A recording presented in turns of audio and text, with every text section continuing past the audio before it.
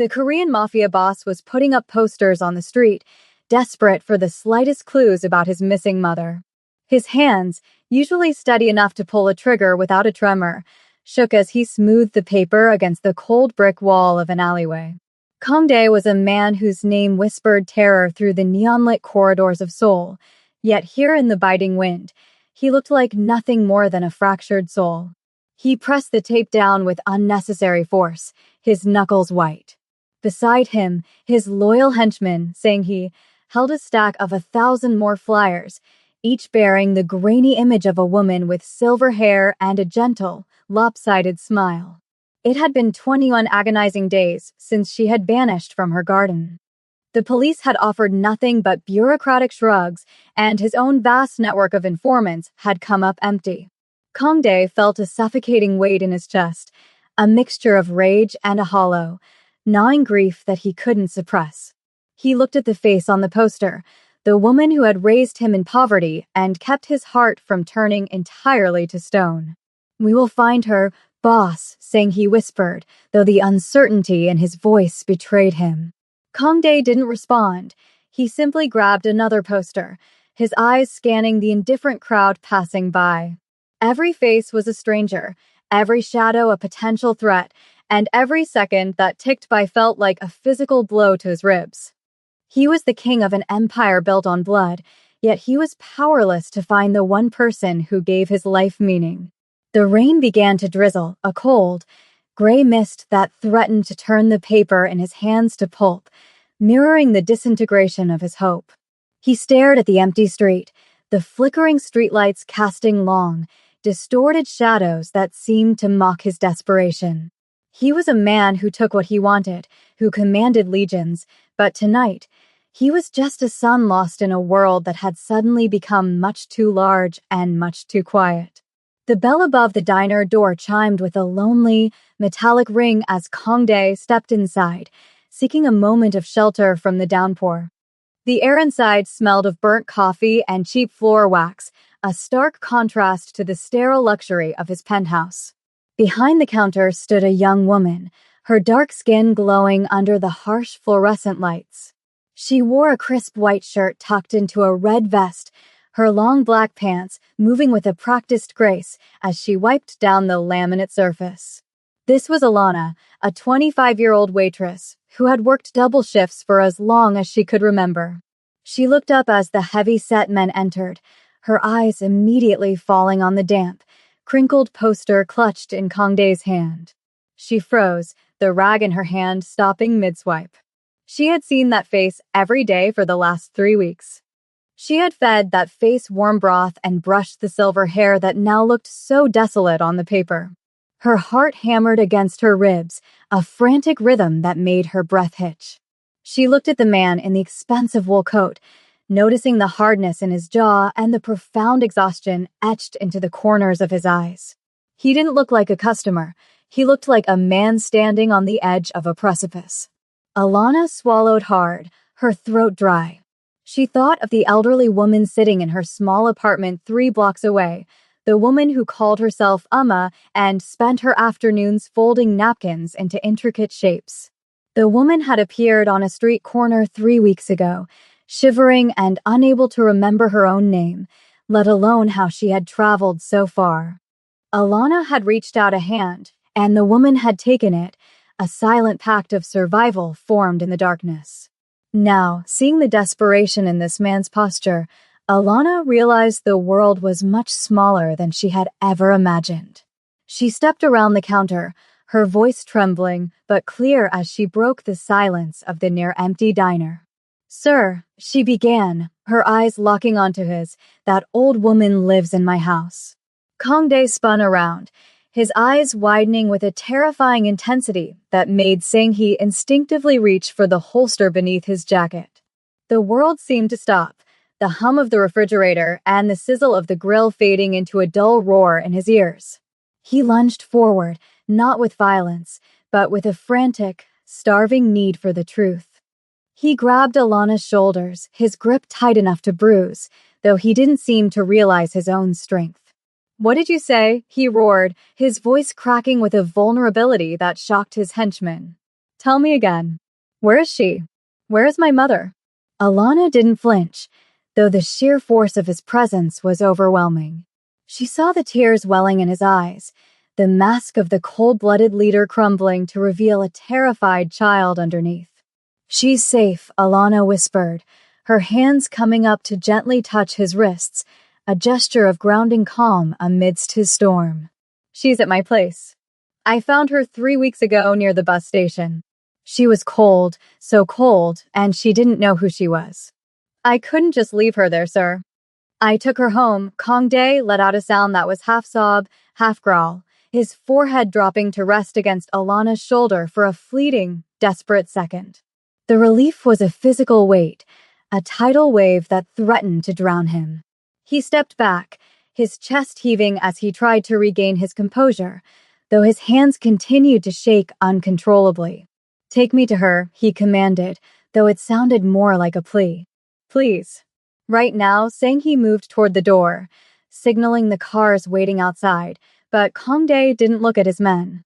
He only looked at Alana, this stranger in a red vest who had held his world together without even knowing it. He saw the kindness in her face, a purity that felt alien to his violent world, and for the first time in his life, he felt a debt that money could never repay. The walk to Alana's apartment felt like an eternity, the rain soaking through their clothes as they hurried down the narrow, dimly lit side streets. Kong Dae walked with a frantic pace, his heart thundering in his ears, every shadow looking like an obstacle. Alana led the way, her keys jingling in her hand, her mind racing with the implications of what was about to happen. She knew this man was powerful, the way the other men bowed to him, the expensive fabric of his coat, the aura of command, but she only cared about the woman who had become her shadow. When they reached the weathered door of her tenement building, she turned to him, her expression serious. She's confused, Alana warned softly. She remembers fragments, but she might not recognize you right away. Please, be gentle with her, Kong Dae nodded, his throat too tight for words. He felt like a ghost entering a world of the living. As the door creaked open, the smell of jasmine tea and toasted bread wafted out, a scent that hit him like a physical blow. It was the scent of his childhood, the scent of safety. In the corner of the small, cramped living room, sitting in a mismatched armchair covered in a floral quilt, was his mother. She was smaller than he remembered, her frame fragile against the cushions, but her eyes were bright as she looked up from the napkin she was meticulously folding. Alana, the old woman called out, her voice thin but sweet. Did you bring a guest? I haven't finished the settings yet. Kong Dae froze in the doorway, the air leaving his lungs in a sharp hiss. He took a step forward, his knees hitting the floor before he even realized he was moving. He choked out, the word a jagged piece of glass in his throat. The old woman tilted her head, squinting through the dim light at the man sobbing at her feet. The silence in the room was heavy, thick with the scent of rain and the unspoken trauma of the past 3 weeks. Kong Dae reached out, his large, scarred hand hovering just inches from his mother's knee, afraid that if he touched her, she might vanish like a cruel hallucination. The old woman, whom Alana had been calling Mrs. K, looked at him with a mixture of curiosity and a dawning, painful recognition. She reached out a weathered hand, her fingers tracing the line of his jaw, lingering on a small scar near his ear that he had earned as a boy. My little bear, she whispered, the nickname a secret bridge across the chasm of her amnesia. Kong Dae let out a broken wail, burying his face in her lap as he wept with a ferocity that shook his entire frame. Alana stood by the door, tears streaming down her own face, watching the most feared man in the city crumble into a state of pure, raw childhood. She saw Sang-hee and the other guards standing in the hallway, their heads bowed in respect, their usual masks of indifference shattered by the sight of their leader's undoing. But as the mother stroked her son's hair, her expression suddenly shifted. The warmth in her eyes flickered, replaced by a sharp, piercing clarity that seemed to age her a decade in seconds. She looked past Kong Dae, her gaze locking onto the window where the reflection of the streetlights danced. "They came for me, didn't they?" she said, her voice dropping to a low, terrified hiss that made the hair on the back of Kangdae's neck stand up. He pulled back, looking into her eyes, seeing a terror there that wasn't born of confusion, but of a vivid, horrific memory. "Who, Amma? Who came for you?" She gripped his shoulders with surprising strength, her face pale. "The men with the red dragons on their wrists. They didn't want me to get lost, Kangdae. They took me. They told me you were dead." The revelation shattered the air like a gunshot. It wasn't an accident. It wasn't a wandering mind. It was a kidnapping by his greatest rivals, a calculated strike to destroy him from the inside out. Kangdae's grief vanished, replaced instantly by a cold, murderous resolve that turned his eyes into chips of ice. The hunt was over, but the war had just begun. The air in the small apartment turned frigid as Kangdae stood up, his height dwarfing the modest furniture. The vulnerability that had cracked him open moments ago was instantly sealed shut by a layer of reinforced steel. He looked at his mother's trembling hands, then at Alana, who was watching them with wide, panicked eyes. "The Red Dragons," Kangdae whispered, the name of the rival syndicate tasting like poison in his mouth. He turned to Sanghi, who had already stepped into the room, his hand hovering near his weapon. "They didn't just let her go, did they?" "They wouldn't have just left her at a bus station." His mother looked up, her voice quivering as the memories flooded back in jagged, painful shards. "I escaped, Kangdae. They were arguing. Something about a trade. They thought I was just a senile old woman who couldn't walk. I crawled through a basement window. I ran until my lungs burned, and then I didn't know where I was anymore." She looked at Alana, her eyes filling with a profound, protective love. "If it wasn't for this girl, I would have died on that sidewalk. She didn't ask who I was. She didn't ask for money. She just gave me a coat and a bed." Kangdae turned his gaze toward Alana. For the first time, he saw her not just as a waitress, but as a shield that had protected the only thing he cared about while he was busy playing king of the underworld. He realized with a sickening jolt that if the Red Dragons had found out Alana was harboring her, they would have slaughtered her without a second thought. Alana stepped back, overwhelmed by the sudden shift in atmosphere. "I didn't know," she stammered. She looked so lost. "I didn't know she was part of whatever this is." Kangdae walked toward her, and for a moment, Alana feared him. But he stopped a respectful distance away and bowed his head deeply. "You saved my life by saving hers," he said, his voice a low, resonant rumble. "From this moment on, you are under my protection. My house is your house." The transition from the cramped apartment to Kangdae's fortified estate was a blur of black sedans and hushed radio commands. Kangdae refused to let his mother out of his sight, sitting beside her in the back of the armored car, his hand firmly holding hers. Alana sat opposite them, feeling like an alien transported to a different planet. The luxury was suffocating: the leather seats, the tinted glass, the silent men with earpieces. When they arrived at the manor, a sprawling fortress of glass and stone overlooking the Han River, the gates swung open like the jaws of a sleeping giant. "You'll be safe here," Kangdae told his mother as they stepped into the grand foyer. But the old woman wasn't looking at the crystal chandeliers or the marble floors. She was looking at her son, seeing the darkness that radiated from him. She grabbed his arm, pulling him aside as the servants led Alana toward a guest suite. "Kangdae," she whispered, her voice urgent. "The man who took me, he knew you. He knew about the garden. He knew about the way you liked your tea." Kangdae's blood ran cold. That kind of information didn't come from a rival. It came from the inside. A mole, a traitor in his own inner circle, had handed his mother over to the Red Dragons like a lamb to the slaughter. He looked at his men standing in the foyer, men he had bled with, men he had paid for years. One of them had betrayed the sacred code of the family. He felt a surge of adrenaline, a predatory instinct that demanded blood. He signaled to Sanghi, his most trusted advisor. "Lock down the perimeter. No one leaves. No one uses a phone. Bring everyone to the lower hall." The hunt for his mother was over, But the purge of his own house was about to begin, and the revelation of the traitor would be the final blow to his already fractured heart.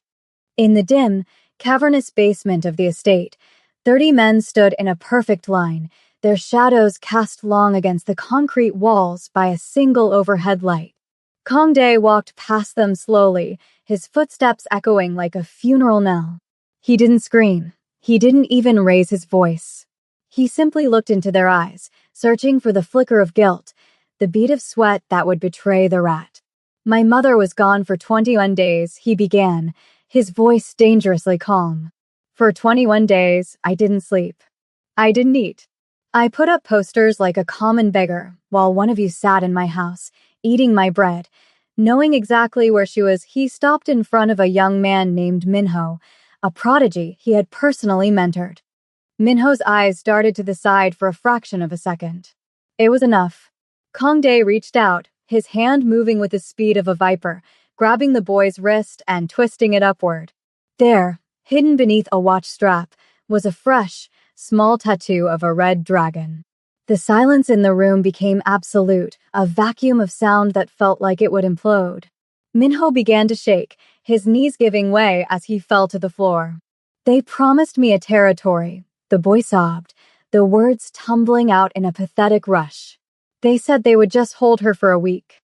I didn't think they'd hurt her. Kong Dae looked down at him with a mixture of pity and disgust. You sold a mother's life for a few blocks of pavement, Kong Dae said, his voice cracking with the weight of the betrayal. He didn't pull his gun. Instead, he turned his back, a gesture of ultimate dismissal. Take him away, he ordered Sanghi, and find out where the red dragons are meeting tonight. I want their heads before the sun rises. While the violence of the underworld prepared to erupt outside, Alana sat with Mrs. K in a quiet sunroom upstairs. The old woman was wrapped in a cashmere throw, sipping tea that Alana had prepared exactly the way she liked it back in the apartment. Despite the guards at the door and the tension in the air, there was a strange peace between them. He's a good boy, Mrs. K said softly, staring out at the river. But he has a dark soul. I tried to keep the light in him, but this city, it eats people, Alana. Alana looked at her own hands, still stained with the grime of the diner. He loves you, Alana replied. I've never seen a man look at someone the way he looked at you in that hallway. It was like you were the only real thing in the world to him. The old woman smiled sadly and reached out to pat Alana's hand. You are a real thing, too. You have a heart that doesn't belong in this world of shadows. Promise me, child. Promise me you won't let him turn you into one of them. Before Alana could answer, the door swung open. Kong Dae stood there, his coat gone, his shirt sleeves rolled up to reveal forearms corded with muscle. He looked exhausted, but the manic energy of the search had been replaced by a somber clarity. He walked over to them and knelt beside his mother's chair, placing his head in her lap once more. It's done, he whispered. The people who hurt you, they won't hurt anyone ever again. And the one who betrayed us is gone. He looked up at Alana, his eyes reflecting the soft amber glow of the room. I have made arrangements, he said. The diner where you worked. I bought the building. It's yours now. And your family back home. They will never want for anything again. It is a small price for the life you gave back to me. The morning sun began to bleed over the horizon, painting the Han River in shades of bruised purple and gold. Kong Dae stood on the balcony, watching the city wake up. For the first time in years, the weight on his shoulders felt manageable. He had decimated his enemies and purged his ranks, but the true victory wasn't in the blood spilled. It was in the quiet breathing of the woman sleeping in the room behind him. He heard the soft click of the glass door and turned to see Alana standing there, dressed in a silk robe the servants had provided. She looked out at the view, her expression contemplative. What happens now? She asked. Kong Dae looked at her, really looked at her, seeing the bridge she had built between his world of violence and the world of simple kindness she inhabited. Now, he said, we live. I cannot change who I am, and I cannot erase the things I have done. But I can ensure that the light you brought into my mother's life never goes out. He reached into his pocket and pulled out a small, worn photograph, the one from the posters. He tore it into small pieces and let the wind carry them away over the balcony railing. The search was over. The mystery of the old woman in the red vest's house had been solved, but it had revealed a truth that shattered the foundations of his empire, that power was nothing without someone to come home to.